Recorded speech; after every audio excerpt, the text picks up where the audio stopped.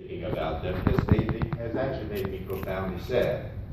I understand that somehow, in trying to do the right thing for our future, I made some decisions that turned out unexpectedly to have such painful and ongoing consequences that we didn't know were going to be there. And I'm sure, in the end, that Roosevelt will emerge from this period as a stronger and more resilient institution. But it's not an easy passage, and I'm acutely aware of that on a day-to-day basis. And so I want to thank you, and I want you all to know that I profoundly and deeply and unreservedly regret that we've had to live through some of these experiences. But I also want you to know that, there's my mother. Turn off your cell phones, right? Okay. A little light relief. I did not plan it that way. I promise you, okay? It's actually a trustee. She can wait. So, don't tell her. You guess who it might be. So, where am I in this? Okay. I really am deeply appreciative. And although I regret that we've had to live through these experiences together, and I know how painful they've been for all of you, I've grown to feel even greater the admiration that I feel for this community and for the people in it. And it's a very special place, Roosevelt is, because of the way that you've dealt with this disappointment and these challenges. It's a difficult transition, and yet, to a person, you have all kept your faith with our students, and you've continued to do such amazing and important work in your teaching, in your scholarship and creative work, and in your service to them and to each other in our administrative offices. And I intend to say to the next president what a great fortune it is for her or him to be asked to be your 6th president. Now, I know all this is true because there's plenty of evidence for it. In fact, there's more than enough evidence to keep us here all morning long, celebrating the individual and collective successes of the employees of the university, our alumni, and of our students. Every year, in order to have a few examples, I ask the deans, vice presidents, and others for some nominations of accomplishments in the last year that I could shout out about so that everybody can help celebrate those accomplishments on this occasion. When I first made this request in 2003, the response rate was, to put it no more strongly, underwhelming. It turns out that part of that low response rate reflected the fact that back in those days, we were not used to, as a community, to celebrating each other's successes, at least on the scale that other institutions where I had previously served routinely demonstrated. Midwestern modesty, I was told, was the cause. Well, perhaps, but I think there were other reasons as well. In the end, though, it doesn't matter, because all that has changed. This year, I was inundated with suggestions, so many, in fact, that I could make my recognition of your successes over the last year in these trying and difficult circumstances the sole purpose of this address, and still probably not get them all out there for you to reflect upon with me. Instead, what I've done is I've elected to mention specifically representative examples of the broad types or categories of accomplishment that we enjoyed last year. But I've arranged, as I begin my comments in a moment, for pictures of all the folks for whom we have one. Some of you don't have pictures, you're hiding. And of all the folks who were nominated. So whether or not I actually can include you in my remarks, your colleagues will see your picture up there and know that you were one of the people that had a significant success or more over the course of the last year. I hope you enjoy watching them as I go through some specificity about particular individuals. Of course, a lot of people have individual successes and individual achievements. Education faculty member, for example, Tammy Odeberg de la Garza and Allison Levine have a new book entitled Salsa Dancing with Latinos in the Classroom, okay? Exploring cross-cultural missteps with those Latinos, which is going to be out any minute now, I'm told. Numerous faculty members, students, and administrators received prestigious awards and recognition for their work. Assistant Provost Israel Vargas won the 2014 Latino Professional Award from the Chicago Latino Network. Associate Professor Anne Marie Cusack of Journalism is a community fellow through March of this year at the Medill School at Northwestern University, where she is working on the Social Justice News Network project. She is one of only 10 professionals nationally selected for this opportunity. 20 graduates in biological, chemical, and physical sciences earned admission to prestigious and competitive placements in graduate and professional schools nationwide, many of them with full funding. Institutions included dentistry schools, and I say parenthetically that it's more difficult, I am told, to get into dentistry schools than it is to get into medical schools. The dentistry schools at Arizona State University, Southern Illinois, UIC, and Louisville. One student was admitted to veterinary medicine, even more competitive than dentistry, they say, at the University of California at Davis. And numerous pharmacy schools, including our own and the University of Massachusetts, admitted several students with majors in that department.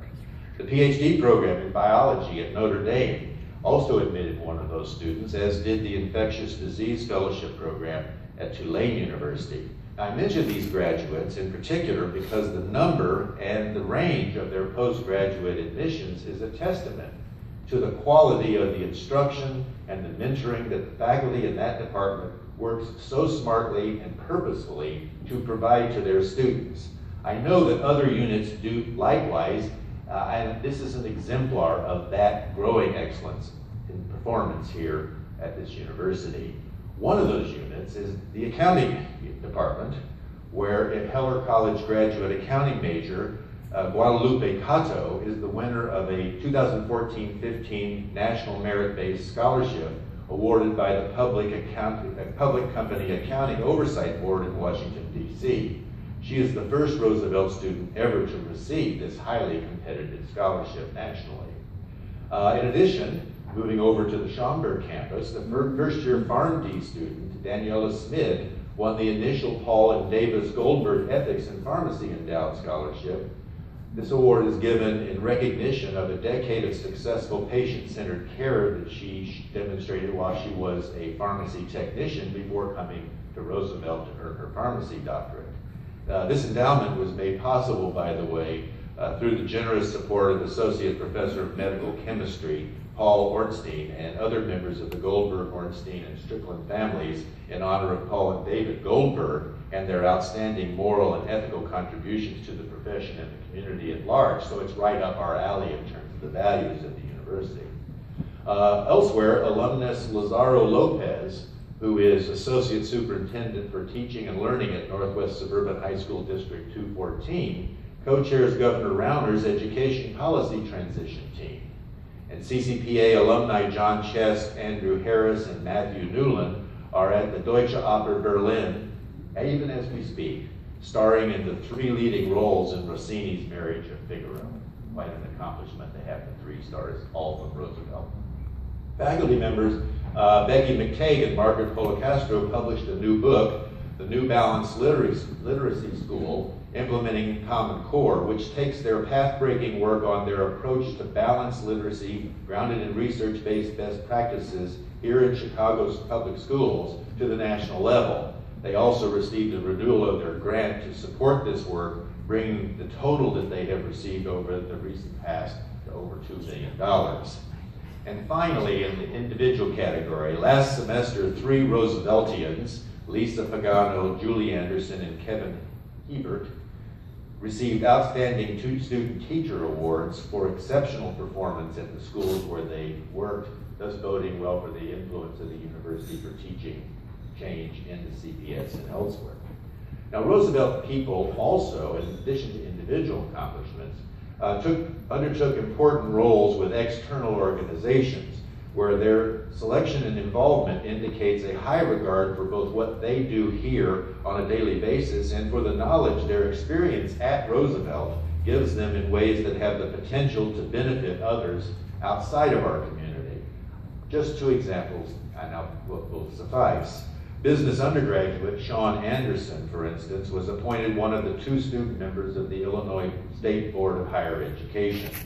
Remarkable young man going places in this world.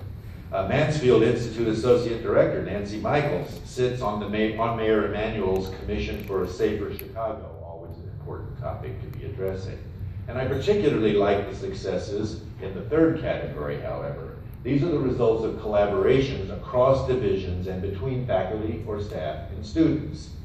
Steve Ziliak at Economics, for example, along with 6 of his students, published just this month some of their haiku and ringa poetry on the U.S. economy. It appeared in the International Journal of Pluralism in Economics Education. Paul Matthews, Mike Bryson, and numerous students and alumni, along with other faculty and administrators, did so much exceptional work on both campuses in the Sustainability Initiative. I want especially to thank Paul and Tom Shelton for their work that assured that the university earned a gold level in the prestigious Governor's Higher Education Sustainability Compact. Public thanks and congratulations also go to the counseling faculty in education for their successful national accreditation in the clinical mental health and school counseling programs, and to those in the College of Professional Studies who worked so successfully to bring prior learning assessments to the university, thereby opening up a new pathway potentially for expansion of our adult programming in the future. Finally, in this area, a couple of other observations. A shout out is clearly in order as well for Susan Lamperter and Donna Keel in Information Technology Services and Dean Kimberly Ruffin in the Center for Teaching and Learning for their collaboration in leveraging technology to engage students in both learning and service.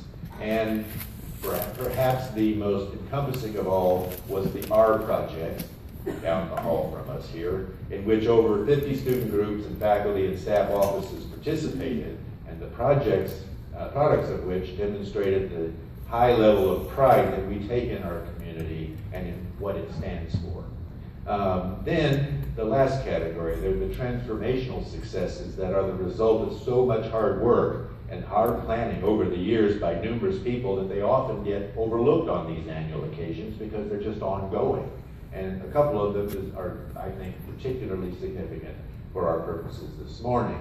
So I give my thanks to all those folks who have assured through the coordinated efforts of Justin Osajian and Don Hoagland that Roosevelt both has an expanding presence of international students on the campuses, and also that our native students go abroad in greater and greater numbers. In the last 3 semesters alone, students have gone with Roosevelt faculty members to 6 continents to study urban human rights, conservation biology, World War II, and Shakespeare, to name only a few of their courses. 36 students, in fact, are abroad this semester alone. When I got here, 1 student, the first one ever, went abroad. That's how big this change is. And we are studying, and they are studying in programs from Fiji and Australia and the South Pacific to Korea in the north, to Peru in Latin America, just over to South Africa, and northwards to several European countries. We are literally Rooseveltians everywhere. And this summer, the College of Arts and Sciences will pilot what is being called Chicago Summer. It's for students from Roosevelt and our foreign exchange partners, and is designed to highlight our dynamic faculty as well as the city of Chicago and its rich cultural and educational resources, at the center of which resides the Chicago campus where we are meeting today. It's all about location, location, location. And then there are 3 collective achievements that are especially stellar and worthy of recognition. My thanks first to Brett Matterson and all of our colleagues at the Auditorium Theater for the successful programming and gala in celebration of the theater's 125th birthday. And also kudos are in order to our colleagues in the Paralegal Studies program on the occasion of its 40th anniversary and their continued leadership in paralegal education in the Midwest region where we are ranked #1. And we just received word yesterday